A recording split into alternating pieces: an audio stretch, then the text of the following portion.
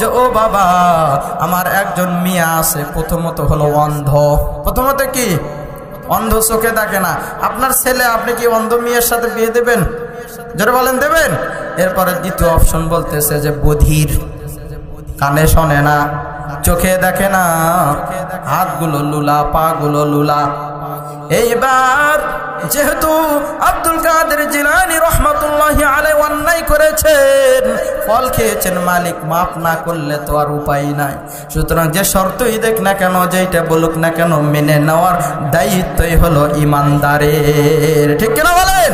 এইবার বড় পীর আব্দুল কাদের জিলানী রাহমাতুল্লাহি আলাইহির বাবা বলতেছেন, আপনার কাছে আমি আসামি হয়ে আছি, আপনি যদি আমাকে ক্ষমা করেন তাহলে আপনার এই শেষ দাবিটাও আমি মেনে দিতে রাজি আছি। জোরে বলে সুবহানাল্লাহ। সংক্ষেপে বলতেছি, আব্দুল কাদের জিলানী রাহমাতুল্লাহি আলাইহির বাবা রাজি হওয়ার পর বিবাহ শাদী হয়ে গেল।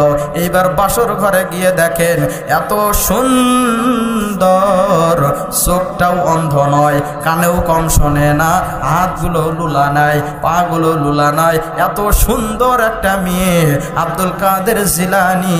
এইবার যেহেতু আল্লাহওয়ালা মানুষ, ভয়ের তাড়নায় বাসর ঘর ছেড়ে বাহিরে যাইতেছে। জোরে বলি আল্লাহু আকবার। বাহিরে গিয়ে বলতেছেন, আপনারা আমাকে এটা কোন মেয়ে দিয়েছেন? আপনি বলেছেন অন্ধ, আপনি বলেছেন কানে শোনে না, আপনি বলেছেন চোখে দেখে না, হাতগুলো লুলা, পাগুলো লুলা, কিন্তু আমি তো যে মেয়েকে দেখলাম বাসর ঘরের মধ্যে, এই মেয়ে তো এত সুন্দরী, এত রূপবতী, এত পরিপূর্ণ, এত সুন্দর করে আল্লাহ তাকে বানাইছে, এই মেয়ের সঙ্গে তো আমার বিয়ে হয় না। জোরে বলি সুবহানাল্লাহ। এইবার ফলওয়ালা বলতেছেন, ওরে বাবা তোমার ইমানি পাওয়ারটা এত শক্তিশালী ছিল, তোমার এত ইমানের পাওয়ার ছিল, তোমাকে দুইটা পরীক্ষা দিয়েছি, দুইটা কাজ দিয়েছি, দুইটাই কঠিন ছিল, এরপরেও তুমি ইমানের জোরে দুইটাকেই তুমি মেনে নিয়েছো এবং দুইটাইতেই তুমি পাশ করেছো।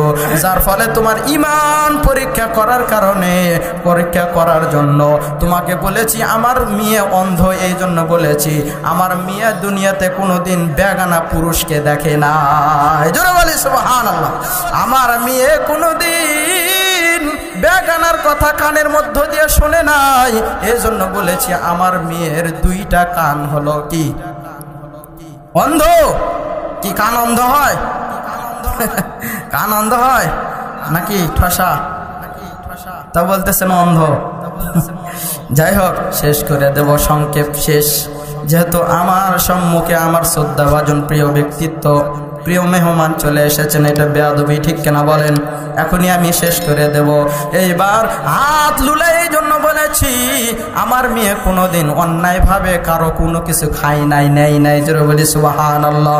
পা লুলা এই জন্য বলেছি আমার মেয়ে কোনোদিন এই পা দিয়ে বেগানার রুমের মধ্যে বা বাহিরে ঘোরাফেরা করে না।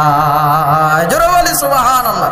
এই জন্য অন্ধ বলেছি, এই জন্য বুবা বলেছি, এই জন্য ঠসা বলেছি, এই জন্য লুলা বলেছি। ওরে বাবা, মূলত এগুলো কোনোটাই নয়, আমার মেয়ের জন্য আমি একজন আল্লাহওয়ালা ছেলে খুঁজতেছিলাম, আর সেই আল্লাহওয়ালাকে আমার কাছে আমার আল্লাহ পাঠাইয়া দিয়েছি। জোরে বলি সুবহানাল্লাহ।